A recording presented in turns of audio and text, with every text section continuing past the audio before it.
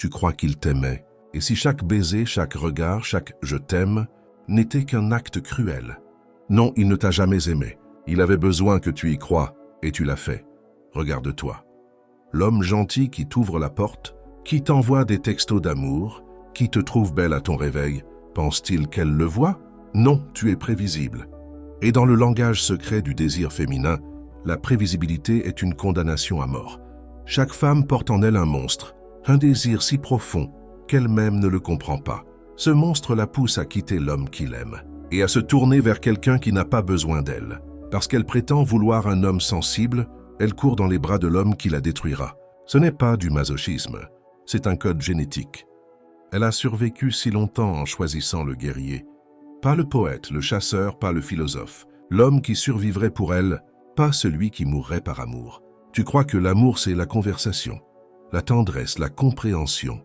Elle jure y croire aussi, mais son corps ne ment pas. Elle réagit à l'homme qui la défie, qui ne cède pas, qui ne demande pas la permission d'exister.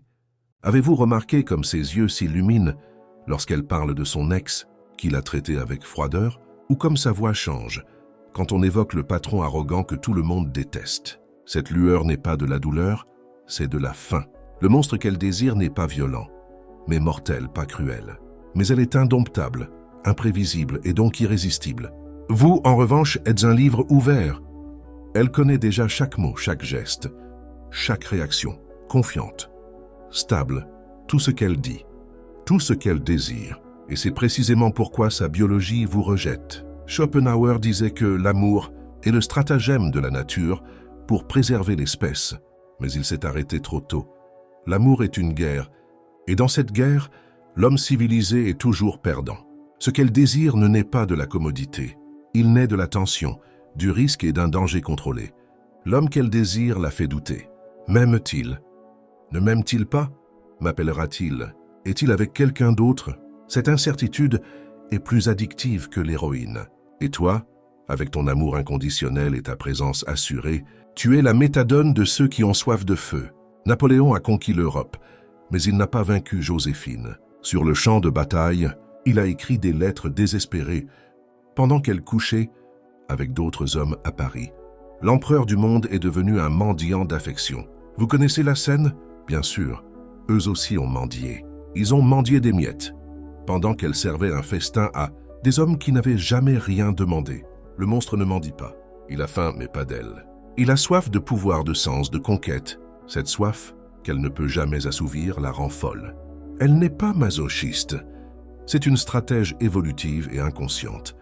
Sa biologie la pousse vers des hommes dont l'attention est à la fois rare et précieuse. Si son attention est gratuite, limitée et constante, elle ne vaut rien. C'est l'économie fondamentale appliquée aux désirs humains. Vous souvenez-vous de ce jouet que vous désiriez enfant, celui que vous ne pouviez pas avoir.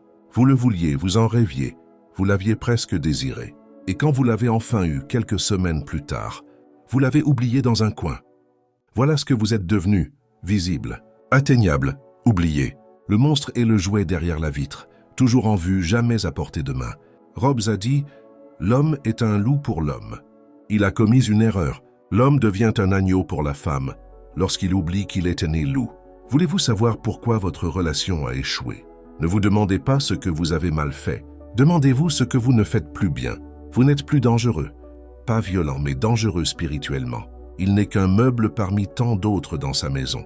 Utile, sûr, ennuyeux. Le monstre qu'elle désire possède 3 qualités que vous avez perdues. Premièrement, un but qui la dépasse. Il ne vit pas pour elle. Elle est un extra, pas la pièce maîtresse. Il a une mission. Elle compatit pour lui, l'admire. Elle veut appartenir à un homme comme ça, pas être sa seule raison de vivre. Deuxièmement, la force de dire non. À quand remonte la dernière fois qu'il lui a dit non? Quand il s'est donné la priorité sans culpabilité. Le monstre dit non facilement, et chaque non devient un aphrodisiaque involontaire. Troisièmement, le mystère émotionnel. Vous exprimez vos sentiments comme une adolescente amoureuse. Le monstre, quant à lui, est un silence calculateur. Non pas froid, mais serein. Il accumule l'énergie émotionnelle, comme quelqu'un qui amasse de l'or. Et c'est cette tension entre ce qu'il pourrait révéler et ce qu'il ne veut pas révéler qui le captive. Il ne veut pas se noyer dans ses émotions. Il veut gagner le droit de les toucher, Avez-vous remarqué comme elle traque l'homme qui tarde à répondre, qui disparaît pendant des heures ou des jours? Chaque message de lui vaut 100 fois plus que le vôtre. Ce n'est pas qu'il soit meilleur, mais que, consciemment ou inconsciemment, il vous comprend. Le désir féminin se nourrit de tension, pas de satiété. Vous avez capté toute son attention. Toujours là, toujours à l'écoute, toujours prêt à donner plus. Il n'a pas soif, il se noie et il préférerait mourir de soif plutôt que de vivre dans votre océan. Ni s'écria « Dieu est mort », mais oublia d'ajouter « Avec lui est mort le dernier homme que les femmes pouvaient encore respecter. Elle te dit que tu étais trop bon. » Et tu le pris comme un compliment. C'était le dernier mot sur son attirance pour toi. Elle est partie non pas parce que tu étais mauvais, mais parce que tu étais trop bon, trop disponible, prêt à te donner à elle avant même qu'elle ne te le demande. Les femmes ne succombent pas à la gentillesse, mais au défi. Non par cruauté, mais parce que la biologie ancestrale le leur impose. Si elle est facile à conquérir, elle ne vaut pas grand-chose. Dans le monde brutal des désirs primitifs, l'homme qui offre tout est celui qui se retrouve sans rien. Imaginez un lion majestueux, sauvage et dangereux. Vous l'admirez de loin. Imaginez ce lion vous suivant, vous léchant les pieds et implorant votre attention. L'admireriez-vous encore? Vous n'éprouveriez ni pitié, ni gêne, ni désir. Voilà ce que vous êtes devenu, un lion obéissant. Toujours fort mais dénué de respect. Il ne veut pas être adoré. Il veut être conquis non par la force, mais par la présence, la force et la détermination. Tu lui as offert des fleurs, il lui a offert le silence. Tu as écrit des poèmes, il les a visualisés. Tu as planifié l'avenir, il a vécu le présent. Et tu sais quoi? Elle l'a choisi. Car dans son subconscient ancestral, l'homme qui ne courtise pas est celui qui peut avoir n'importe qui. Et l'illusion d'être choisi par lui attise son désir le plus profond. Tu as fait d'elle ton monde. Il l'a intégré à son cheminement. Les femmes les plus puissantes se donnent souvent aux hommes les plus indifférents. Non par sadisme, mais parce que leur pouvoir a trouvé un égal. Non par cruauté, mais par détachement. Quand tu as dit « Je ne peux pas vivre sans toi », elle n'a pas ressenti d'amour. Elle s'est sentie piégée. Elle est devenue ton héritière, ton Dieu, ton but, et ce fardeau a anéanti toute attirance. Elle voulait un partenaire, pas un prétendant. L'épreuve était sans parole. Silence, réponse tardive, projets annulés, froideur. Et tu as échoué. Tu as fait plus d'efforts, aimé davantage, donné davantage. Chaque geste désespéré minait encore davantage le respect. Elle ne testait pas pour punir, mais pour mesurer ton courage, ta force, ton estime de soi. Chaque message ignoré était une question. A-t-il le contrôle? Chaque saute d'humeur, un murmure. S'accroche-t-il à vous? Chaque retard est-il un mystère? Me désire-t-il ou me choisit-il? Vous avez toujours mal réagi. Vous l'avez fait se sentir puissante, mais pas féminine. Et une femme qui se sent comme l'homme de la relation cherchera quelqu'un qui la fera se sentir à nouveau femme. Le mystère crée l'excitation. Et les émotions sont la monnaie du désir féminin. Quand on sait tout, on ne ressent rien. Tu lui as offert la sécurité. Il lui a offert la curiosité. Tu lui as offert la paix. Il lui a offert l'attention. Et même si elle ne l'admettrait jamais, l'attention est plus enivrante que le réconfort. Il ne s'agit pas de devenir un connard. Il s'agit d'être indisponible. Pas physiquement, mais au fond. Arrêtez de tourner autour de lui. Comme la lune tourne autour d'une planète, et laissez-le vous tourner autour. Prenez les devants, donnez le ton, ne réagissez pas immédiatement, ne dites pas oui à tout, ne partagez pas tout ce que vous pensez. Gardez le silence, entretenez le mystère, maintenez l'attention, car l'attention ne détruit pas l'intimité. Ouvrez la porte, pensez à votre film préféré. L'aimerais-tu encore si tu avais connu la fin dès les 5 premières minutes? Tu lui as dit avant même de commencer l'histoire. Tu lui as avoué ton amour avant qu'elle ne le ressente. Tu as planifié un avenir avant qu'elle ne puisse l'imaginer. Tu t'es fiancé avant même qu'elle ne manifeste sa curiosité. C'est ainsi que tu as éteint l'étincelle avant le feu. Tu ne lui manques pas. L'homme que tu aurais pu être, le mystère que tu n'étais pas, le feu que tu n'as pas allumé lui manque. Tu peux raviver ce feu.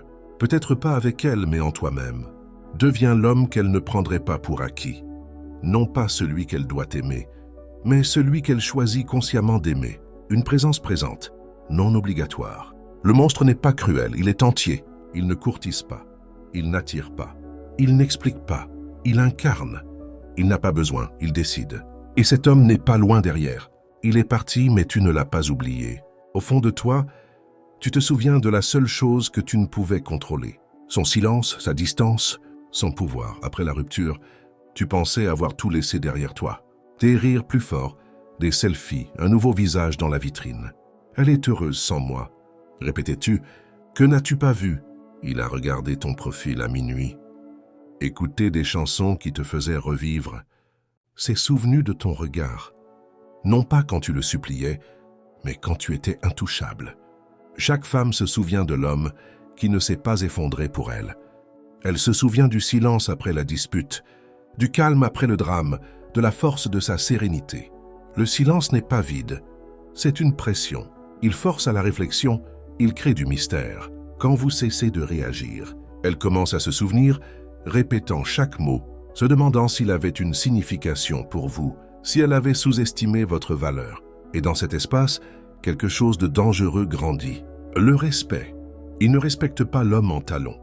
Il respecte ce qui disparaît avec dignité. Les émotions ne triomphent pas. La majesté triomphe. Reste au-dessus du chaos, ne t'y noie pas. Tout roi se tait face à la guerre. Toute tempête surgit de l'air calme. Tu es devenu cette tempête non pas par colère, mais par absence. Et l'absence parlait plus fort que ton amour. Au cœur de chaque femme réside une cruelle épreuve. Puis-je la briser? Ce n'est pas de la malice, c'est de l'instinct. Il faut qu'elle touche le fil de ton acier pour croire en ta force. Elle te poussera, te provoquera, mesurera ta valeur. Les faibles s'effondrent, s'expliquent, pleurent et te tourmentent. Les forts reculent, non pas pour blesser mais pour préserver. Dans cette retraite, l'axe revient à sa place. Tu cesses d'être un océan englouti et redeviens un phare qui attire la marée. Les vrais hommes ne discutent pas de leur valeur. Ils la démontrent par le silence, la discipline et la distance. À cet instant, elle change d'avis. Quand ton silence résonne plus fort que son cri, quand ton immobilité brûle plus que tous les mots, alors elle murmure pour elle-même. Et si je me trompais à son sujet? Ce doute est un poison pour l'ego, une faille dans sa propre sécurité. Au fond, chaque femme aspire à admirer l'homme qui l'accompagne, à ressentir sa dignité, sa maîtrise, son estime de soi. Et quand on devient cet homme, non pas en faisant semblant, mais grâce à une véritable transformation, elle le ressent. Tout le monde le ressent. Les amis le remarquent, les ennemis le perçoivent, les inconnus le respectent. L'énergie masculine n'est pas du bruit, mais du magnétisme. Elle ne convainc pas, elle ne force pas, elle ne court pas, elle pleut. Et voici la dure vérité. Elle ne voulait pas te quitter.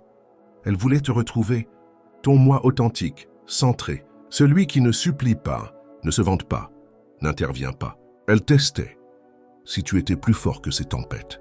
Tu as échoué, mais maintenant tu t'es réveillé. Et quelque chose de nouveau est né en toi. Ni la vengeance, ni la haine, mais l'indifférence. Et cela est plus terrifiant que la colère.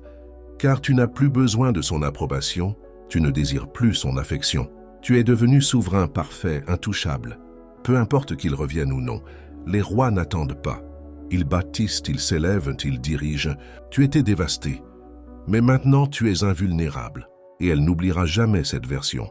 La renaissance d'un homme ne commence pas par l'amour, mais par la perte. Et de cette perte naît non pas un garçon implorant l'affection, mais un homme qui inspire le respect.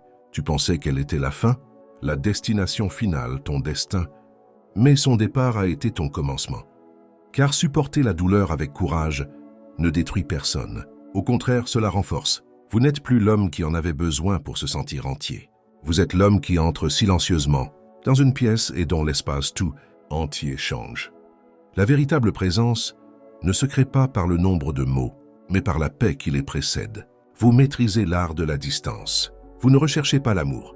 Vous n'attirez pas par soif de reconnaissance, mais parce que votre énergie l'exige. Vous laissez l'absence parler pour vous. 3 schémas.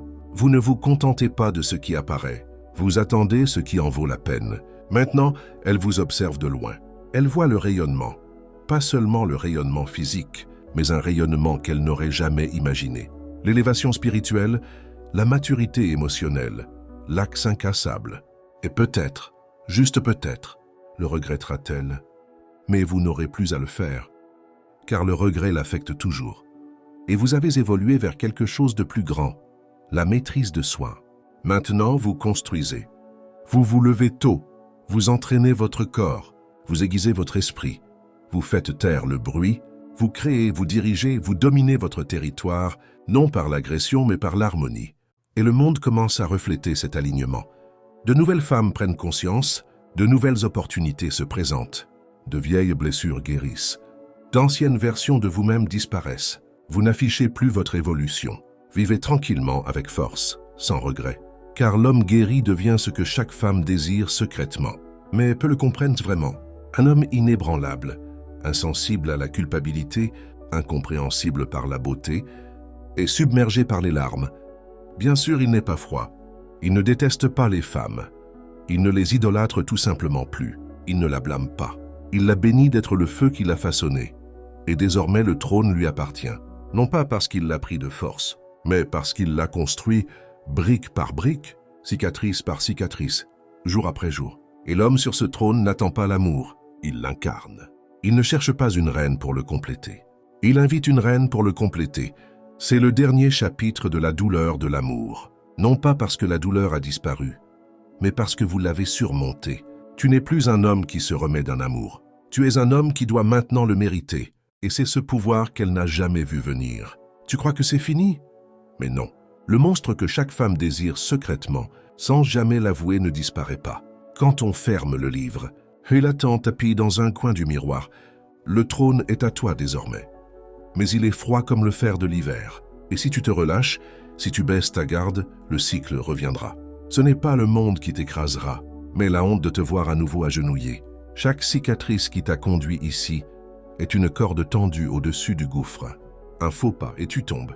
Et là-bas, ce n'est pas la femme qui t'attend, mais l'homme faible que tu as juré de tuer.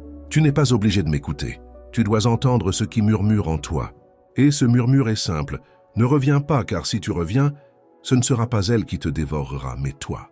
Et c'est le monstre le plus cruel qui soit. Si tu es arrivé jusqu'ici, supporte la suite. Je te retrouve en silence au prochain. Labyrinthe. Commentaire. J'ordonne sans rien dire.